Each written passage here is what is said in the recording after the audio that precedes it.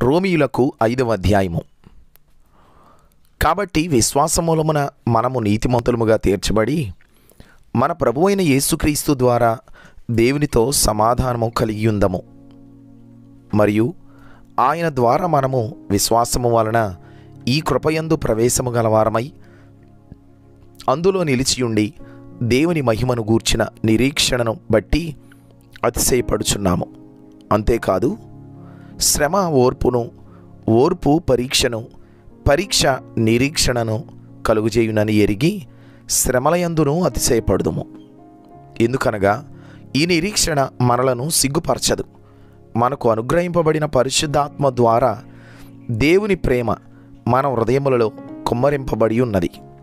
ఎలయనగా మనమింకా బలహీనులమై ఉండగా క్రీస్తు యుక్త కాలమున భక్తిహీనుల కొరకు చనిపోయెను.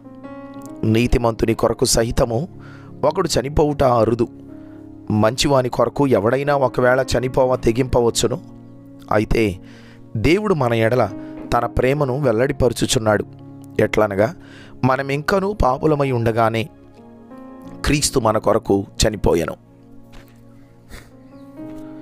కాబట్టి ఆయన రక్తము వలన ఇప్పుడు నీతిమంతులముగా తీర్చబడి మరింత నిశ్చయముగా ఆయన ద్వారా ఉగ్రత నుండి రక్షింపబడుదుము. ఎలయనగా శత్రువులమై ఉండగా ఆయన కుమారుడి మరణము ద్వారా మనము దేవునితో సమాధానపరచబడిన ఎడల సమాధానపరచబడిన వారమై ఆయన జీవించుట చేత మరి నిశ్చయముగా రక్షింపబడుదుము. అంతేకాదు, మన ప్రభువైన యేసుక్రీస్తు ద్వారా మనము దేవుని యందు అతిశయపడుచున్నాము. ఆయన ద్వారానే మనము ఇప్పుడు సమాధాన స్థితి పొంది ఉన్నాము.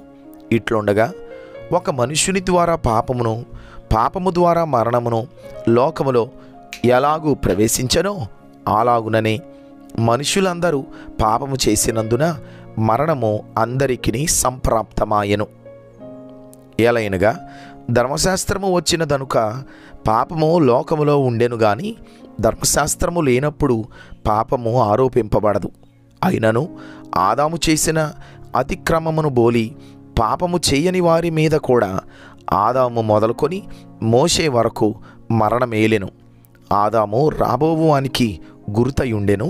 అయితే అపరాధము కలిగినట్టు కృపావరము కలుగలేదు. ఎట్లనగా ఒకని అపరాధము వలన అనేకులు చనిపోయిన ఎడల మరి ఎక్కువగా దేవుని కృపయు యేసుక్రీస్తును ఒక మనుషుని కృపచేతనైన దానమును అనేకులకు విస్తరించెను. మరియు పాపము చేసిన ఒకని వలన శిక్షావిధి కలిగినట్టు ఆ దానము కలుగలేదు. ఎలయనగా తీర్పు ఒక్క అపరాధముల మూలముగా వచ్చినదై శిక్షావిధికి కారణమాయెను. కృపావరమైతే అనేకమైన అపరాధముల మూలముగా వచ్చినదై మనుషులు నీతిమంతులుగా తీర్చబడుటకు కారణమాయెను. మరణము ఒకని అపరాధ మూలమున వచ్చినదై ఆ ఒకని ద్వారానే ఏలిన ఎడల కృపాబాహుళ్యమును నీతిదానమును పొందువారు జీవము గలవారై మరి నిశ్చయముగా యేసుక్రీస్తును ఒకని ద్వారానే ఏలుదురు. కాబట్టి తీర్పు ఒక్క అపరాధ మూలమున వచ్చినదై మనుషులకందరికీ శిక్షావిధి కలుగుటకు ఎలాగూ కారణమాయెనో అలాగే ఒక్క పుణ్యకార్యము వలన కృపాదానము మనుషులకందరికీ జీవప్రదమైన నీతి విధింపబడుటకు కారణమాయెను. ఎలయనగా ఒక మనుషుని అవిధేయత వలన అనేకులు పాపులుగా ఎలాగూ చేయబడిరో అలాగే ఒకని విధేయత వలన అనేకులు నీతిమంతులుగా చేయబడుదురు. మరియు అపరాధము విస్తరించున్నట్లు ధర్మశాస్త్రము ప్రవేశించెను. అయినను పాపము మరణమును ఆధారము చేసుకొని ఎలాగూ ఏలెనో అలాగే నిత్య జీవము కలుగుటకై నీతి ద్వారా కృపయు మన ప్రభువైన యేసుక్రీస్తు మూలముగా ఏలు నిమిత్తము పాపమెక్కడ విస్తరించెనో అక్కడ కృప అపరిమితముగా విస్తరించెను. రోమీయులకు పత్రిక 6వ అధ్యాయము. అలాగైన ఏమందుము? కృప విస్తరింపవలెనని పాపమందు నిలిచియుందుమా? అట్లనరాదు. పాపము విషయమై చనిపోయిన మనము ఇక మీదట ఎలాగు దానిలో జీవించుదుము? క్రీస్తు యేసులోనికి బాప్తిస్మము పొందిన మనందరము ఆయన మరణములోనికి బాప్తిస్మము పొందితిమని మీరెరుగరా? కాబట్టి తండ్రి మహిమ వలన క్రీస్తు మృతులలో నుండి ఎలాగూ లేపబడినో అలాగే మనమును నూతన జీవము పొందిన వారమై నడుచుకొనున్నట్లు మనము బాప్తిస్మము వలన మరణములో పాలు పొందుటకై ఆయనతో కూడా పాతి పెట్టబడితిమి. మరియు ఆయన మరణము యొక్క సాదృశ్యమందు ఆయనతో ఐక్యము గలవారమైన ఎడల ఆయన పునరుత్థానం యొక్క సాదృశ్యమందును ఆయనతో ఐక్యము గలవారమై ఉందుము. ఏమనగా మనమికను పాపమునకు దాసులము కాకుండుటకు పాప శరీరము నిరర్ధకమగునట్లు మన ప్రాచీన స్వభావము ఆయనతో కూడా సిలువ వేయబడినని ఎరుగుదుము. చనిపోయినవాడు పాప విముక్తుడని తీర్పు పొంది ఉన్నాడు. మనము క్రీస్తుతో కూడా చనిపోయిన ఎడల మృతులలో నుండి లేచిన క్రీస్తు ఇకను చనిపోడనియు మరణమునకు ఇకను ఆయన మీద ప్రభుత్వం లేదనియు ఎరిగి ఆయనతో కూడా జీవించుదుమని నమ్ముచున్నాము. ఎలైనగా ఆయన చనిపోవుట చూడగా పాపము విషయమై ఒక్కమారే చనిపోయెను గాని ఆయన జీవించుట చూడగా దేవుని విషయమై జీవించుచున్నాడు. అటువలే మీరును పాపము విషయమై మృతులుగాను దేవుని విషయమై క్రీస్తు యేసునందు సజీవులుగాను మిమ్మును మీరే ఎంచుకొనుడి. కాబట్టి శరీర దురాశలకు లోబడునట్లుగా చావునకు లోనైన మీ శరీరమందు పాపమును ఏలనీయకుడి. మరియు మీ అవయవములను దుర్నీతి సాధనములుగా ఆయుధములుగా పాపమునకు అప్పగింపకుడి. అయితే మృతులలో నుండి సజీవులమనుకొని మిమ్మును మీరే దేవునికి అప్పగించుకొనుడి. మీ అవయవములను నీతి సాధనములుగా దేవునికి అప్పగించుడి. మీరు కృపకే గాని ధర్మశాస్త్రమునకు లోనైన వారు కారు గనుక పాపము మీ మీద ప్రభుత్వము చేయదు. అట్లైన ఎడల కృపకే గాని ధర్మశాస్త్రమునకు లోనగు వారము కామని పాపము చేయుదమా? అది అన్నటికి కూడదు. లోబడుటకు దేనికి మిమ్మును మీరు దాసులుగా అప్పగించుకొందురో అది చావు నిమిత్తముగా పాపమునకే గాని నీతి నిమిత్తముగా విధేయతకే గాని దేనికి మీరు లోబడుదురో దానికే దాసులగుదురని మీరెరుగరా? మీరు పాపమునకు దాసులై ఉంటిరి గాని ఏ ఉపదేశ క్రమమునకు మీరు అప్పగింపబడితిరో దానికి హృదయపూర్వకముగా లోబడిన వారై పాపము నుండి విమోచింపబడి నీతికి దాసులైతిరి. ఇందుకు దేవునికి స్తోత్రము. మీ శరీర బలహీనతను బట్టి మనుష్యరీతిగా మాట్లాడుచున్నాను. ఏమనగా అక్రమము చేయుటకై అపవిత్రతకును అక్రమమునకును మీ అవయవములను దాసులుగా ఎలాగూ అప్పగించితిరో అలాగే పరిశుద్ధత కలుగుటకై ఇప్పుడు మీ అవయవములను నీతికి దాసులుగా అప్పగించుడి. మీరు పాపమునకు దాసులై ఉన్నప్పుడు నీతి విషయమై నిర్బంధము లేని వారై ఉంటిరి. అప్పటి క్రియల వలన మీకేమి ఫలము కలిగెను? వాటిని గురించి మీరిప్పుడు సిగ్గుపడుచున్నారు కారా? వాటి అంతము మరణమే. అయినను ఇప్పుడు పాపము నుండి విమోచింపబడి దేవునికి దాసులైనందున పరిశుద్ధత కలుగుటయే మీకు ఫలము, దాని అంతము నిత్య జీవము. ఎలయనగా పాపము వలన వచ్చు జీతము మరణము, అయితే దేవుని కృపావరము మన ప్రభువు అయిన క్రీస్తు యేసునందు నిత్య జీవము. రోమీలకు పత్రిక 7వ అధ్యాయము. సహోదరులారా, మనుష్యుడు బ్రతికినంతకాలమే ధర్మశాస్త్రం అతని మీద ప్రభుత్వము చేయుచున్నదని మీకు తెలియదా? ధర్మశాస్త్రము ఎరిగిన మీతో మాట్లాడుచున్నాను. భర్త గల స్త్రీ భర్త బ్రతికియున్నంత వరకే ధర్మశాస్త్రము వలన అతనికి బద్ధురాలు గాని భర్త చనిపోయిన ఎడల భర్త విషయమైన ధర్మశాస్త్రము నుండి ఆమె విడుదల పొందును. కాబట్టి భర్త బ్రతికియుండగా ఆమె వేరొక పురుషుని వివాహము చేసుకొనిన ఎడల చేరిన ఎడల వ్యభిచారిణి అనబడును గాని భర్త చనిపోయిన ఎడల ఆమె ధర్మశాస్త్రము నుండి విడుదల పొందెను గనుక వేరొక పురుషుని వివాహము చేసుకొనినను వ్యభిచారిణి కాకపోవును. కావున నా సహోదరులారా, మనము దేవుని కొరకు ఫలమును ఫలించున్నట్లు మృతులలో నుండి లేపబడిన క్రీస్తు అను వేరొకని చేరుటకై మీరును ఆయన శరీరము ద్వారా ధర్మశాస్త్ర విషయమై మృతులైతిరి. ఎలయనగా మనము శరీర సంబంధులమై ఉండినప్పుడు మరణార్థమైన ఫలమును ఫలించుటకై ధర్మశాస్త్రము వలననైన పాపేచ్ఛలు మన అవయవములలో కార్యసాధకములై ఉండెను. ఇప్పుడైతే దేనిచేత నిర్బంధింపబడితిమో దాని విషయమై చనిపోయిన వారమై ధర్మశాస్త్రము నుండి విడుదల పొందితిమి గనుక మనము అక్షరానుసారమైన ప్రాచీన స్థితి గలవారము గాక ఆత్మానుసారమైన నవీన స్థితి గలవారమై సేవ చేయుచున్నాము. కాబట్టి ఏమందుము? ధర్మశాస్త్రము పాపమాయన అట్లా అనరాదు. ధర్మశాస్త్రము వలననే గాని పాపమనగా ఎట్టిదో నాకు తెలియకపోవును. ఆశింపవద్దని ధర్మశాస్త్రము చెప్పని ఎడల దురాశయన ఎట్టిదో నాకు తెలియకపోవును. అయితే పాపము ఆజ్ఞను హేతువు చేసుకొని ఆజ్ఞ ద్వారా సకల విధమైన దురాశలను నా యందు పుట్టించెను. ధర్మశాస్త్రము లేనప్పుడు పాపము మృతము. ఒకప్పుడు నేను ధర్మశాస్త్రము లేకుండా జీవించుచుంటిని గాని ఆజ్ఞ వచ్చినప్పుడు పాపమునకు మరల జీవము వచ్చెను. నేనైతే చనిపోతిని. అప్పుడు జీవార్థమైన ఆజ్ఞ నాకు మరణార్థమైనట్టు కనబడెను. ఎలైనగా పాపము ఆజ్ఞను హేతువు చేసుకొని నన్ను మోసపుచ్చి దాని చేత నన్ను చంపెను. కాబట్టి ధర్మశాస్త్రము పరిశుద్ధమైనది, ఆజ్ఞ కూడా పరిశుద్ధమైనదియు నీతిగలదియు ఉత్తమమైనదియునై ఉన్నది. ఉత్తమమైనది నాకు మరణకరమైన అట్లా అనరాదు.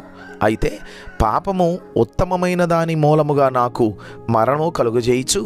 పాపము పాపమైనట్టు అగుపడు నిమిత్తము అనగా పాపము ఆజ్ఞ మూలముగా అత్యధిక పాపమగు నిమిత్తము అది నాకు మరణకరమాయను. ధర్మశాస్త్రము ఆత్మ సంబంధమైనదని ఎరుగుదము. అయితే నేను పాపమునకు అమ్మబడి శరీర సంబంధినై ఉన్నాను. ఎలైనగా నేను చేయునది నేను ఎరుగను. నేను నిశ్చయించునది చెయ్యక ద్వేషించునదియే చేయుచున్నాను.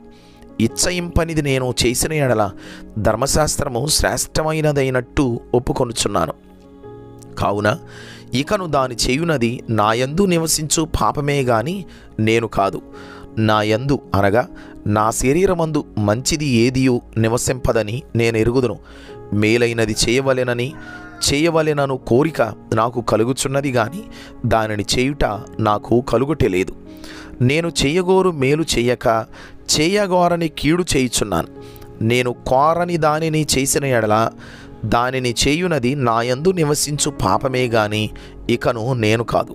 కాబట్టి మేలు చేయగోరు నాకు కీడు చేయుట కలుగుచున్నదను ఒక నియమము నాకు కనబడుచున్నది. అంతరంగ పురుషుని బట్టి దేవుని ధర్మశాస్త్రమునందు నేను ఆనందించుచున్నాను గాని వేరొక నియమము నా అవయవములలో ఉన్నట్టు నాకు కనబడుచున్నది. అది నా మనస్సునందున్న ధర్మశాస్త్రముతో పోరాడుచు నా అవయములలో ఉన్న పాప నియమమునకు నన్ను చెరపట్టి లోబరుచుకొనుచున్నది. అయ్యో, నేనెంత దౌర్భాగ్యుడను! ఇట్టి మరణమునకు లోనగు శరీరము నుండి నన్నెవడు విడిపించును? మన ప్రభువు అయిన యేసుక్రీస్తు ద్వారా దేవునికి కృతజ్ఞతాస్తుతులు చెల్లించుచున్నాను.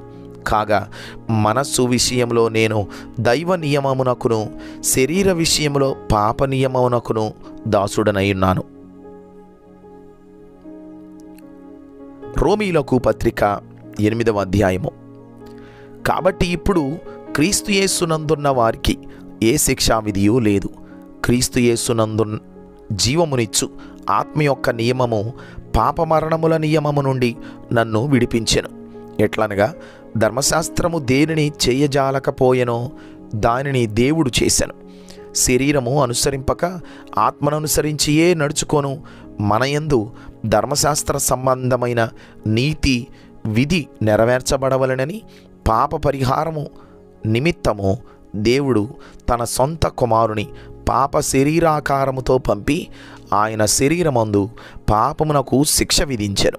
శరీరానుసారులు శరీర విషయముల మీద మనస్సునుంతురు, ఆత్మానుసారులు ఆత్మ విషయముల మీద మనస్సుంతురు.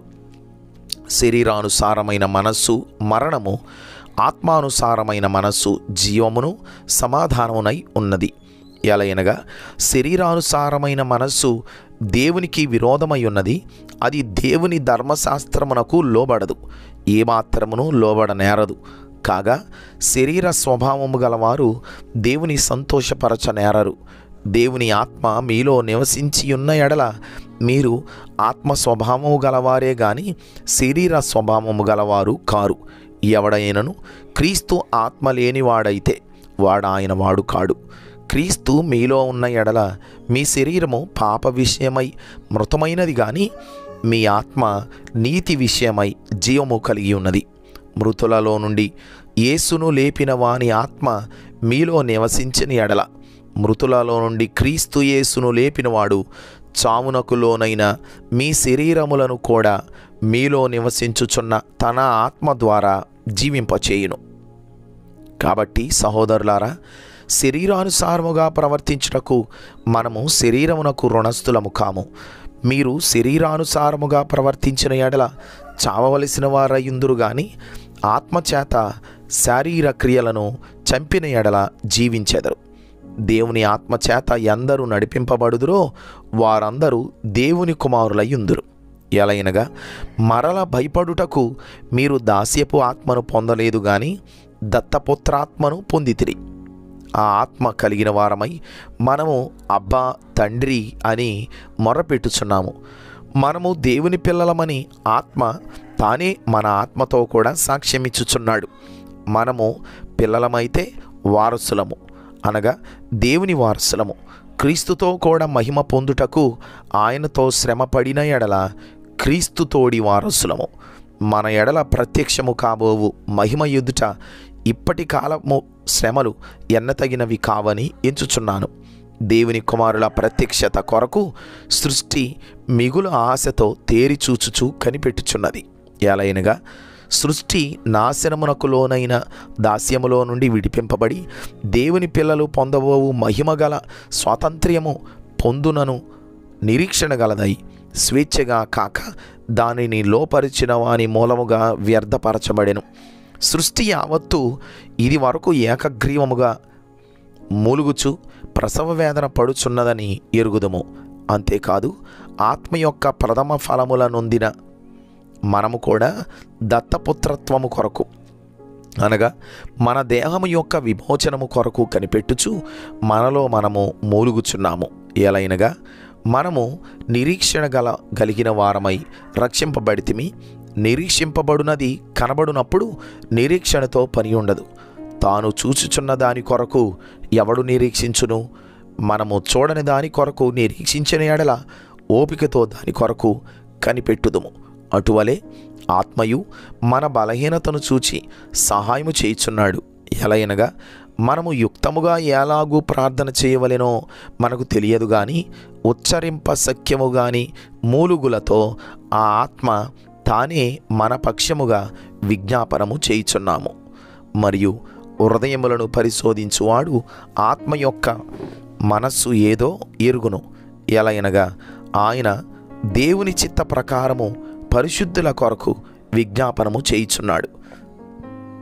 దేవుని ప్రేమించు వారికి, అనగా ఆయన సంకల్పము చొప్పున పిలువబడిన వారికి మేలు కలుగుటకై సమస్తమును సమకూడి జరుగుచున్నవని ఎరుగుదుము. ఎందుకనగా తన కుమారుడు అనేక సహోదరులలో జ్యేష్ఠుడగునట్లు దేవుడు ఎవరిని ముందు ఎరిగినో వారు తన కుమారునితో సారూప్యము గలవారగుటకు వారిని ముందుగా నిర్ణయించెను. మరియు ఎవరిని ముందుగా నిర్ణయించెనో వారిని పిలిచెను. ఎవరిని పిలిచెనో వారిని నీతిమంతులుగా తీర్చెను. ఎవరిని నీతిమంతులుగా తీర్చెనో వారిని మహిమపరచెను. ఇట్లుండగా ఏమందుము? దేవుడు మన పక్షముననుండగా మనకు విరోధి ఎవడు? తన సొంత కుమారుని అనుగ్రహించుటకు వెనుక తీయక మన అందరి కొరకు ఆయనను అప్పగించిన వాడు ఆయనతో పాటు సమస్తమును మనకెందుకు అనుగ్రహింపడు? దేవుని చేత ఏర్పరచబడిన వారి మీద నేరము మోపువాడెవడు? నీతిమంతులుగా తీర్చువాడు దేవుడే. శిక్ష విధించువాడెవడు? చనిపోయిన క్రీస్తు యేసే. అంతేకాదు మృతులలో నుండి లేచిన వాడును దేవుని కుడి పార్శ్వమున ఉన్నవాడును మన కొరకు విజ్ఞాపనము కూడా చేయువాడును ఆయనే. క్రీస్తు ప్రేమ నుండి మనలను ఎడబాపువాడెవడు? శ్రమ అయినను, బాధ అయినను, హింస అయినను, కరవైనను, వస్త్రహీనత అయినను, ఉపద్రవమైనను, ఖడ్గమైనను మనలను ఎడబాపునా? ఇందును గూర్చి వ్రాయబడినదేమనగా, నిన్ను బట్టి దినమెల్లా మేము వధింపబడిన వారము, వధకు సిద్ధమైన గొర్రెలమని మేము ఎంచబడిన వారము. అయినను మనలను ప్రేమించిన వాని ద్వారా మనము వీటన్నిటిలో అత్యధిక విజయము పొందుచున్నాము. మరణమైనను జీవమైనను దేవదూతలైనను ప్రధానులైనను ఉన్నవి అయినను రాబోవునవైనను అధికారులైనను ఎత్తైనను లోతైనను సృష్టింపబడిన మరి ఏదైనను మన ప్రభువు అయిన క్రీస్తు యేసునందలి దేవుని ప్రేమ నుండి మనలను ఎడబాప నేరవని రూఢిగా నమ్ముచున్నాను.